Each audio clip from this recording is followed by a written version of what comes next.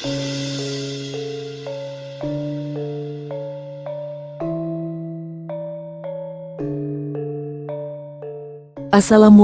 warahmatullahi wabarakatuh.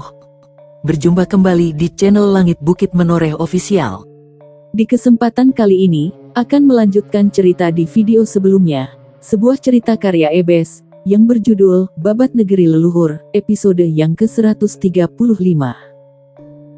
Sebelum kita masuk ke ceritanya, tekan dulu tombol like video ini dan jangan lupa tekan juga tombol subscribe channel ini, dan nyalakan juga lonceng notifikasinya, agar tidak ketinggalan cerita-cerita lainnya. Dan seperti apa untuk kisahnya kali ini? Langsung saja kita masuk ke ceritanya.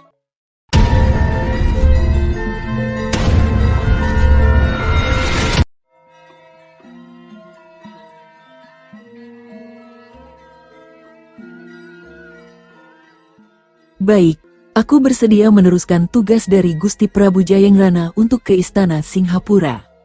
Tapi aku tidak mau dia ikut mengawalku ke istana, dan dia harus bertanggung jawab atas kerusakan warung makan ini.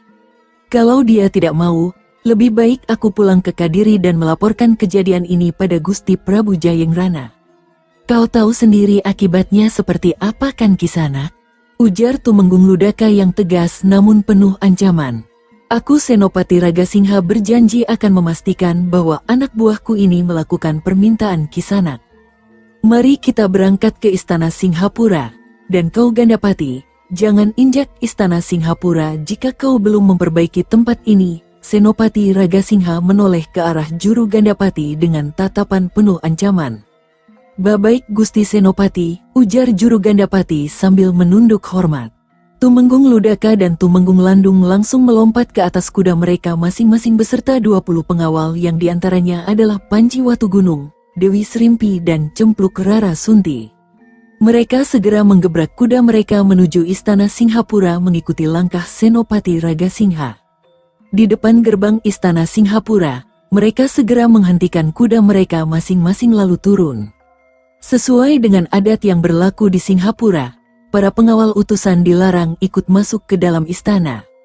Melihat itu, Tumenggung Ludaka segera berujar pada Senopati Ragasingha, "Aku mau mereka berempat ikut masuk ke dalam istana." Senopati Ragasingha menoleh ke 4 orang pengawal yang ditunjuk oleh Tumenggung Ludaka, kemudian mengalihkan pandangannya pada perwira tinggi prajurit Panjalu itu dengan penuh pertanyaan. Mengapa Kisanak utusan kerajaan Panjalu ingin mengajak mereka? Apa Kisanak tidak percaya dengan keamanan diri Kisanak jika mereka tidak ada? Tanya Senopati Ragasingha sambil menatap ke arah Tumenggung Ludaka. Mohon maaf Senopati Ragasingha. Jujur saja aku tidak percaya dengan jaminan perlindungan dari kalian, jawab Tumenggung Ludaka segera. Mereka boleh masuk, tapi senjata mereka harus ditinggalkan. Bagaimana Kisanak? Kembali Senopati Ragasingha bertanya. Satu anggukan kepala halus dari Panji Watugunung membuat Tumenggung Ludaka segera mengangguk.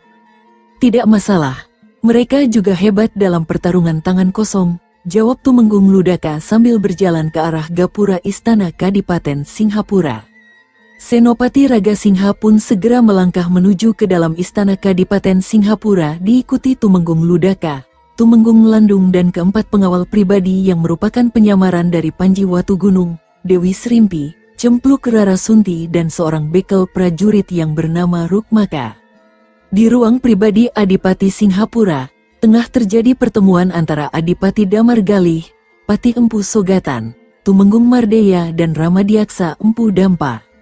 Mereka tengah memikirkan bagaimana cara agar Panjalu kembali membuka perdagangan dengan mereka, sekaligus meredakan ketegangan perbatasan akibat banyaknya prajurit Seloageng dan tanah perdikan Lodaya yang berkemah di sana. Meski tidak ada ancaman atau peringatan dari dua wilayah tetangga itu, namun tetap saja hadirnya ribuan prajurit mereka membuat resah para penduduk Kadipaten Singhapura. Apa kau sudah menemukan caranya, Romo Patih?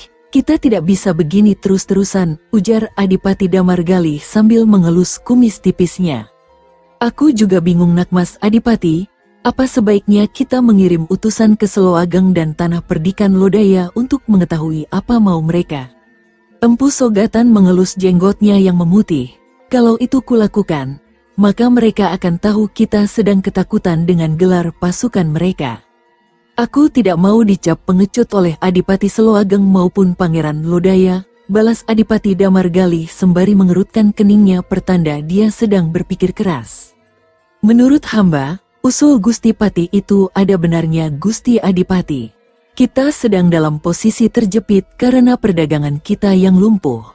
Kalau dalam jangka sepekan ke depan tidak ada pemecahan masalah ini, hamba khawatir para pedagang akan berpindah ke wilayah lain Gusti Adipati, baik ke Panjalu atau ke wilayah lain Kerajaan Jenggala.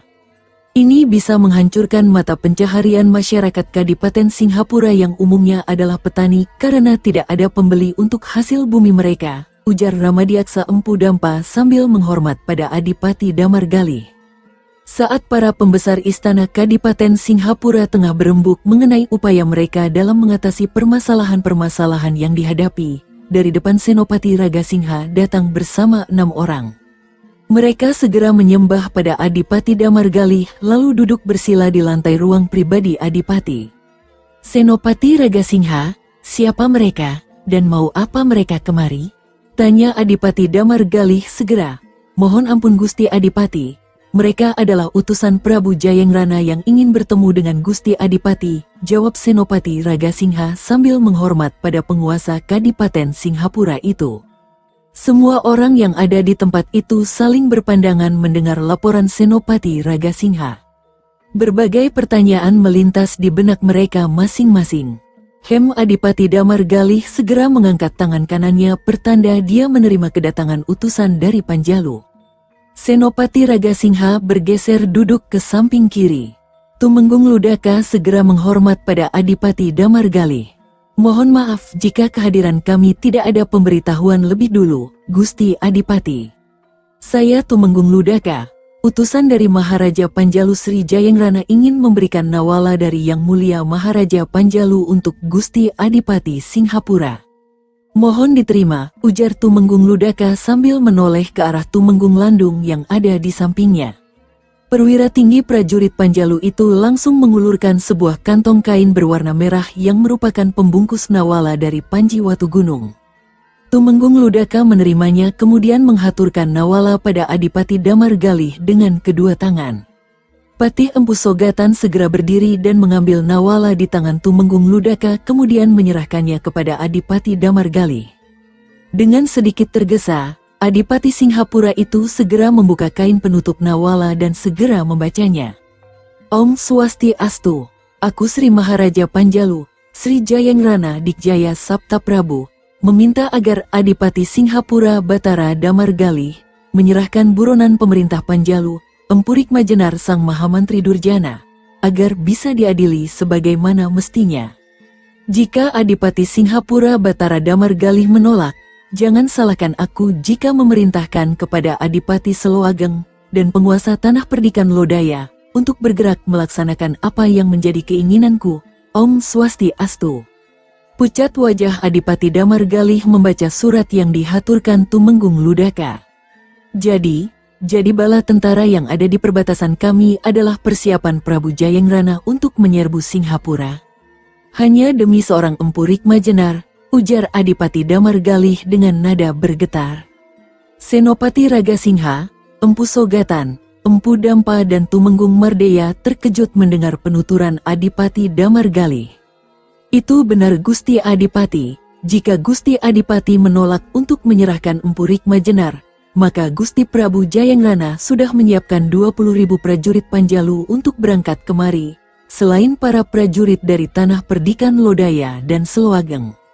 Gusti Adipati bisa memperkirakan sendiri apa yang akan terjadi dengan Kadipaten Singhapura selanjutnya. Tumenggung Ludaka langsung bicara terus terang. Mendengar ucapan itu, Empu Sogatan Patih Kadipaten Singhapura segera berdiri dari tempat duduknya. Kurang ajar, kau berani mengancam Kadipaten Singhapura di kandang kami sendiri? Apa kau tidak takut mati? Geram Empu Sogatan sambil menunjuk pada Tumenggung Ludaka. Tentu saja saya takut mati, Gusti Patih. Apa Gusti Patih ingin menahan saya? Atau ingin membunuh saya? Silahkan saja. Namun Gusti Patih harus ingat, jika saya tidak kembali dengan selamat esok pagi di perbatasan Singhapura, bersiaplah untuk menerima kedatangan para prajurit Panjalu di bawah pimpinan Gusti Prabu Jayengrana sendiri. Tumenggung Ludaka menyeringai lebar. Suasana di ruangan itu langsung tegang. Tunggu dulu utusan, aku mau bertanya. Apa sebenarnya kesalahan Empu Rikma Jenar hingga Prabu Jayengrana begitu ingin menghukumnya? Tanya Adipati Damargalih segera. Raut mukanya benar-benar berubah menjadi pucat. Ancaman Tumenggung Ludaka tidak main-main.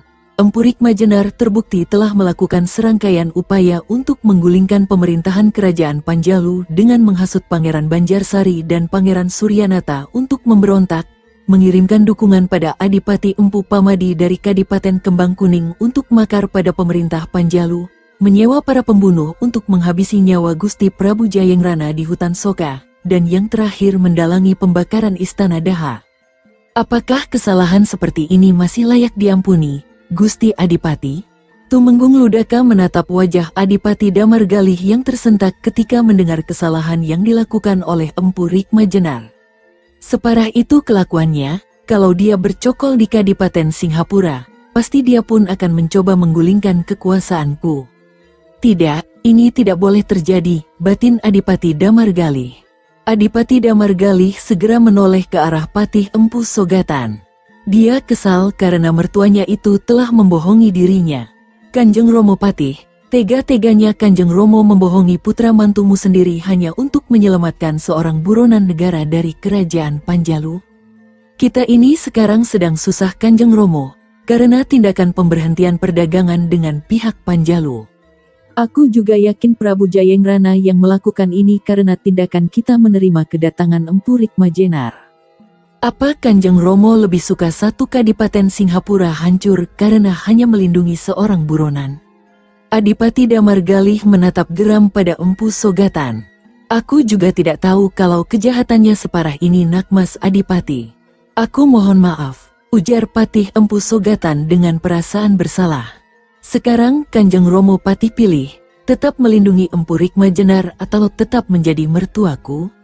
Aku tidak segan-segan untuk meninggalkan Yai Dewi Lesmanawati jika disuruh memilih antara rakyat Kadipaten Singhapura atau keluargamu, tantang Adipati Damargalih dengan tegas. Jangan Nakmas Adipati, Lesmanawati akan hancur hidupnya jika kau meninggalkannya. Aku lebih rela Rikma Jenar kau tangkap daripada hidup putriku terlunta-lunta, hibah Patih Empu Sogatan segera.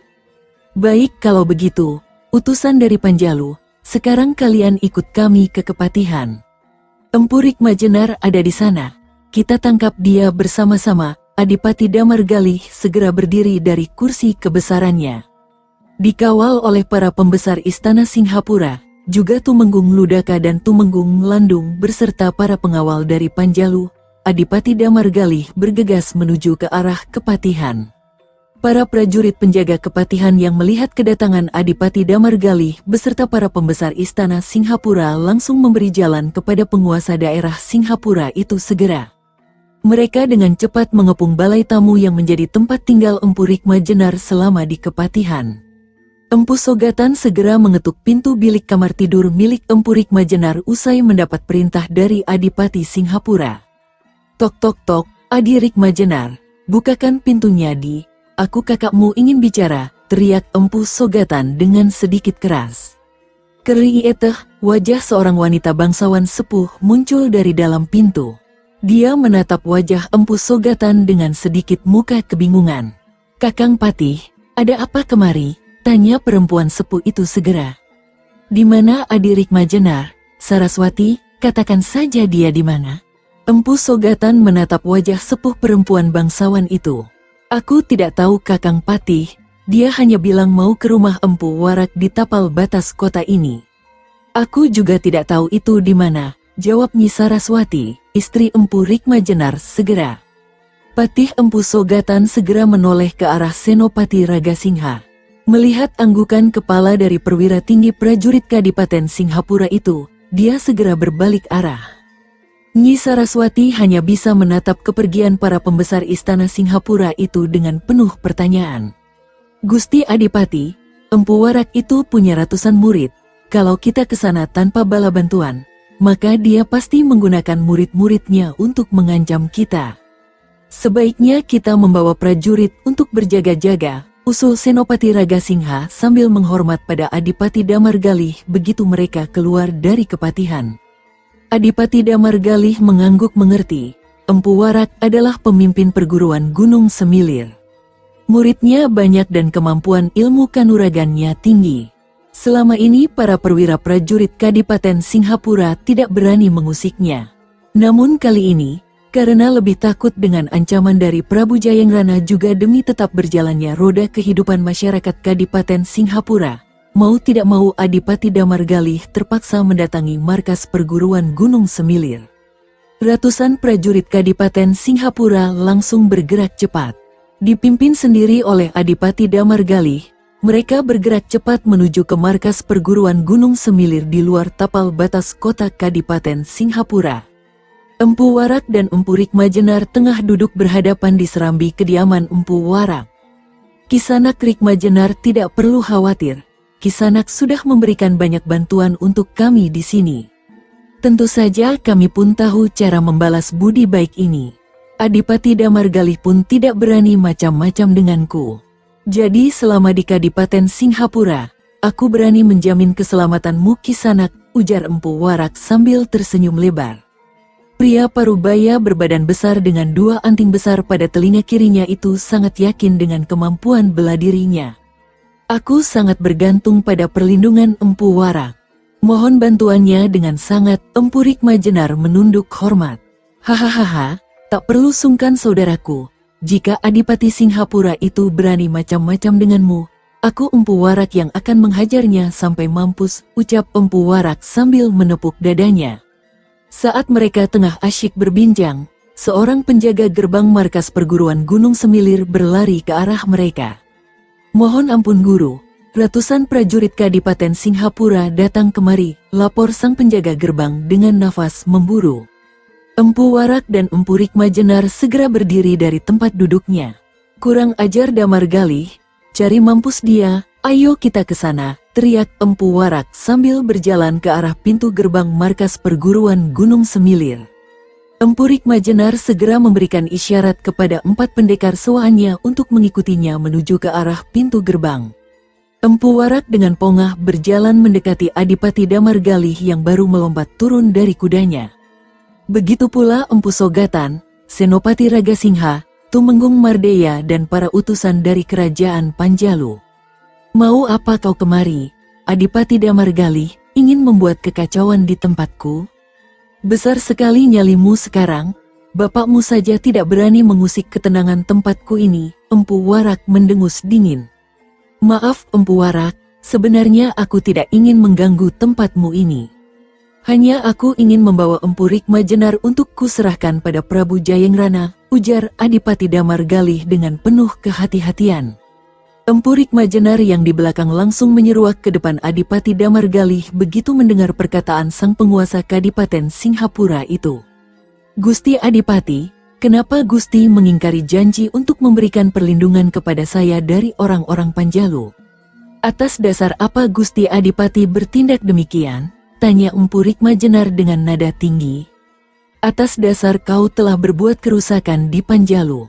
Juga atas kelakuanmu menyuruh orang membakar istana Daha, jawab Tumenggung Ludaka sambil melangkah maju ke depan Empu Rikmajenar. Lelaki sepuh itu segera mundur selangkah.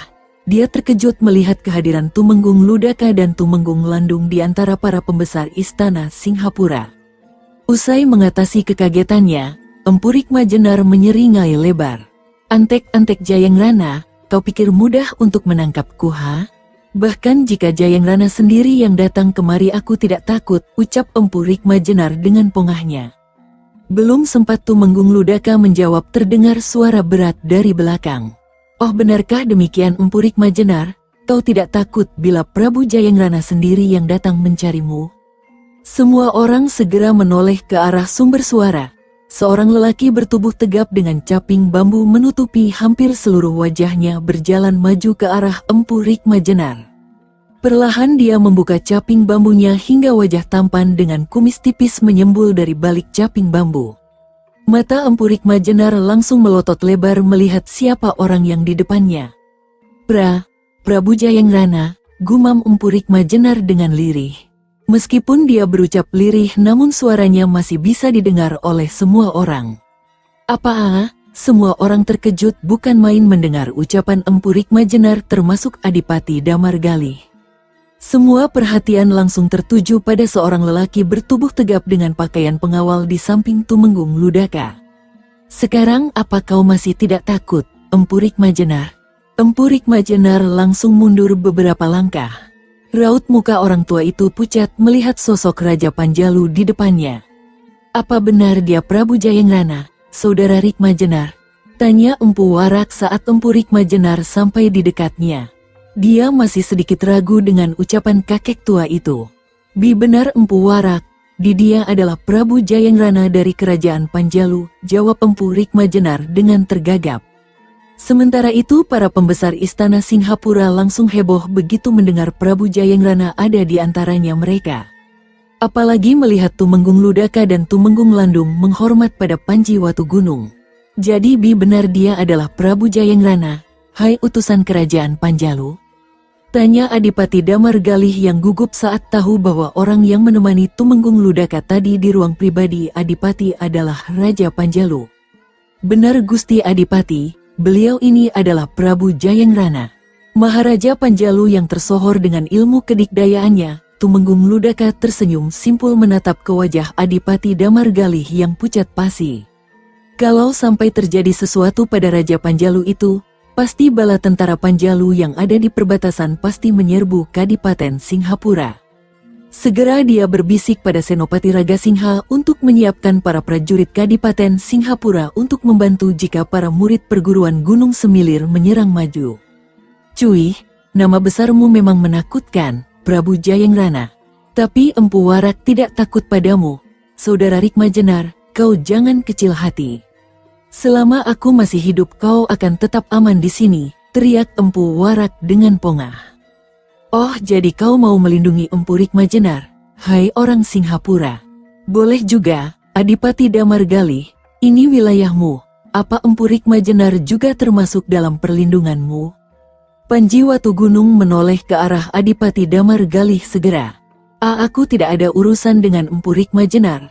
Kalau dia ada di sini itu bukan tanggung jawabku, jawab Adipati Damargalih dengan terbata-bata. Jika ada warga Singhapura ada yang melindungi buronan pemerintah Panjalu, apa kau izinkan aku untuk melakukan tindakan yang diperlukan? Panji Watugunung berbicara pelan namun terdengar penuh ancaman di telinga Adipati Damargalih. Aku tidak akan keberatan. Prabu Jayangrana bisa melakukan apapun asal tidak menyangkut pautkan istana Kadipaten Singhapura. Adipati Damargalih segera melepaskan tanggung jawabnya. Mendengar itu, Panji Watugunung segera menoleh ke arah Empu Warak sambil tersenyum lebar. Kau dengar sendiri omongan junjunganmu, hai Wong Singhapura. Sekarang minggir kau jangan halangi jalanku, tuding Panji Watugunung sambil menatap tajam ke arah Empu Warak. Sudah kubilang, sekali aku bilang aku mau melindungi Empu Rikma Jenar, maka mati pun aku siap. Majulah kau Raja Panjalu, ujar Empu Warak sambil menepuk dadanya. Kalau begitu jangan salahkan aku memaksamu, ucap Panji Watugunung yang segera melesat cepat ke arah Empu Warak sambil menghantamkan tangan kanannya. Daas, Empu Warak langsung menyilangkan kedua tangannya di depan dada menahan hantaman tangan kanan Panji Watugunung. Pria parubaya berbadan besar itu terdorong mundur sejauh 2 tombak ke belakang. Melihat ada lawan menyerang, anak murid perguruan Gunung Semilir langsung melesat cepat ke arah para pembesar istana Singhapura dan para prajurit Panjalu.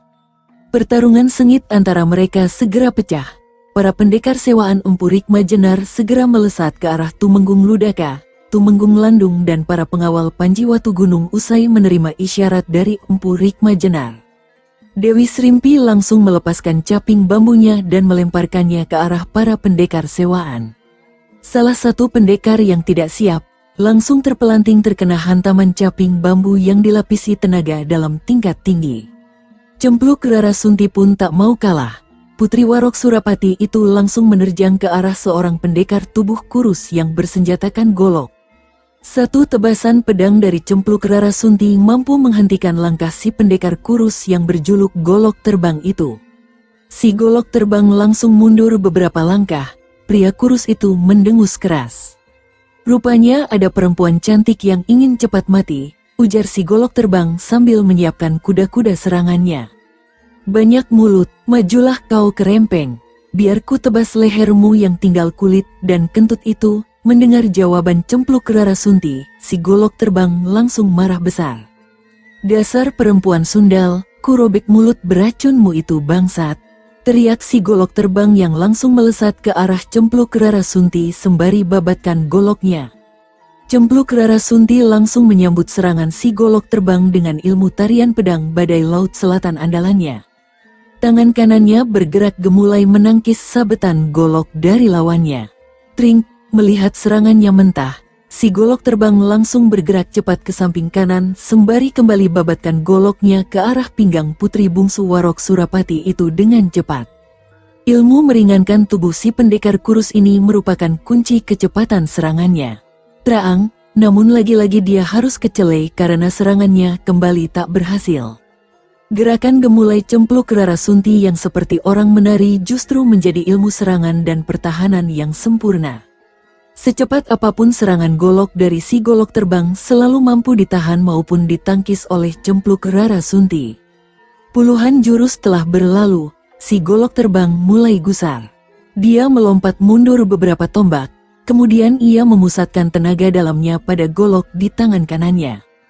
Lalu secepat kilat dia melemparkan goloknya ke arah cempluk Rarasunti. Wut! Cempluk Rarasunti langsung menangkis lemparan golok dari si Golok Terbang. Tring, namun golok itu seolah memiliki nyawa karena kemudian golok itu berbalik arah dan kembali menyerang ke arah cempluk Rarasunti yang terperanjat melihat golok dari lawannya menyerang kembali. Cempluk Rarasunti terus-menerus menangkis sabetan dan tusukan golok yang melayang ke arahnya. Sial, kalau begini terus tenagaku lama-lama bisa habis karena meladeni permainan golok keparat ini. Batin cempluk Rarasunti sambil terus melirik ke arah si Golok Terbang yang menggerakkan jari jemari tangan kanannya seolah mengendalikan gerakan goloknya. Cempluk Rarasunti melenting tinggi ke udara namun tusukan golok dari si Golok Terbang masih sempat menyayat lengan kiri atasnya. Sret, au! Golok melesat cepat ke arah si empunya dengan cepat dan si Golok Terbang langsung menangkapnya. Hahaha! Saat ini lenganmu yang tersayat golokku, perempuan cantik. Sayangnya sebentar lagi lehermu yang akan terpotong oleh ilmu Golok Terbangku. Hahaha, tawa si Golok Terbang terbahak-bahak dengan angkuh. Putri Warok Surapati langsung menotok beberapa jalan darah untuk menghentikan darah yang keluar dari lukanya. Tuk-tuk, luka sayat itu langsung berhenti mengeluarkan darah. Cempluk Rarasunti mendengus dingin sembari menatap tajam ke si Golok Terbang. Buktikan omonganmu, hai kerempeng, jangan terlalu membual, mulutmu bau. Ejek cempluk Rarasunti yang membuat si Golok Terbang menggeram keras. Gadis tengik, ku cincang tubuhmu, maki si Golok Terbang sambil kembali melemparkan goloknya. Senjata itu melesat cepat ke arah cempluk Rarasunti namun perempuan itu telah menyadari asal kemampuan si Golok Terbang mengendalikan senjatanya. Cempluk Rarasunti melesat cepat menghindari lemparan golok dari si Golok Terbang, lalu berlari ke arah si Golok Terbang sambil menyabetkan pedangnya. Wuk! Si Golok Terbang langsung pucat, dia langsung berguling ke tanah menghindari sabetan senjata cempluk Rarasunti. Dan langsung bangkit sambil menggerakkan jemari tangannya. Golok kembali melesat cepat ke arah cempluk Rarasunti. Namun selir bungsu Panji Watu Gunung itu dengan cepat menebas gagang golok hingga golok mencelat jauh. Saat itu dengan cepat cempluk Rarasunti menghantam tangan kirinya. Wus! Serangkum angin dingin menderu kencang berbarengan dengan hantaman tangan kiri cempluk Rarasunti. Si Golok Terbang melesat menghindari namun satu tebasan pedang cempluk Rarasunti menghadang arah pergerakannya. Ceraas, aar! Si Golok Terbang menjerit keras saat pedang cempluk Rarasunti menebas lengan kanannya. Goloknya langsung terjatuh ke tanah. Saat si Golok Terbang masih terhuyung-huyung kesakitan karena luka potong di lengan kanannya, cempluk Rarasunti langsung menendang gagang golok yang menancap di tanah. Daas, golok itu melesat cepat ke arah si golok terbang yang tengah kesakitan. Jliep, oh, si golok terbang melotot lebar saat senjatanya sendiri menembus perut hingga punggungnya. Dia roboh, mengejang sesaat sebelum akhirnya diam untuk selamanya. Cempluk Rara Sunti langsung merobek kain selendangnya kemudian mengikat lukanya.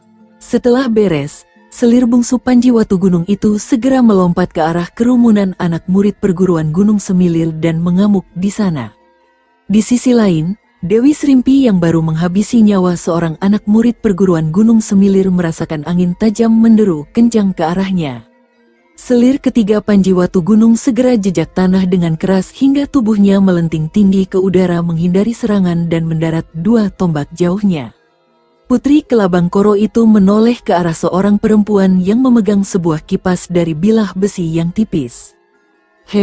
Hebat juga para pengawal dari Panjalu.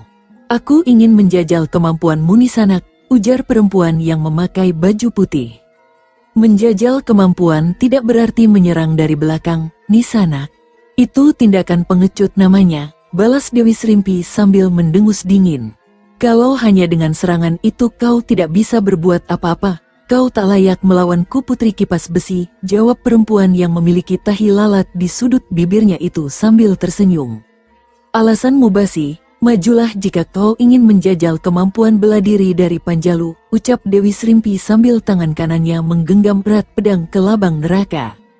Mendengar ucapan itu, Putri Kipas Besi segera mengibaskan kipas besinya ke arah Dewi Srimpi. Wus, serangkum angin tajam laksana pisau membelah udara menerabas cepat ke arah Dewi Srimpi. Selir ketiga Panji Watu Gunung segera memasukkan tangan kirinya ke kantong bajunya lalu melemparkan 4 jarum berwarna hitam kehijauan sambil melompat tinggi ke udara. Dia ingin mencoba keampuhan racun baru yang dia kembangkan dari racun-racun yang dimilikinya. Serangkum angin dingin menderu di bawah kaki Dewi Srimpi bersamaan dengan lemparan jarum beracun Putri Kelabang Koro itu. Sring-sring, Putri Kipas Besi segera ayunkan kipasnya untuk menghadang serangan jarum beracun dari Dewi Srimpi. Hembusan angin kencang dari kipas besi menghantam jarum. Senjata mematikan itu meledak dan hancur di udara saat angin bertenaga dalam tinggi berbenturan dengannya. Melihat serangannya mental, Dewi Srimpi yang baru menjejak tanah langsung menggunakan ajian langkah Dewa Angin. Kali ini dia mencoba membongkar pertahanan Putri Kipas Besi dengan kecepatan dan serangan jarak dekat.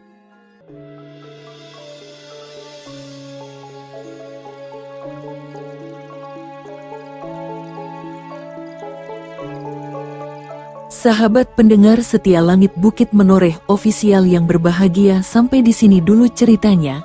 Bagaimana kelanjutan kisahnya? Nantikan kelanjutan cerita ini di video berikutnya. Agar tidak ketinggalan kelanjutan cerita ini, klik tombol subscribe channel ini, dan nyalakan juga lonceng notifikasinya. Wassalamualaikum warahmatullahi wabarakatuh.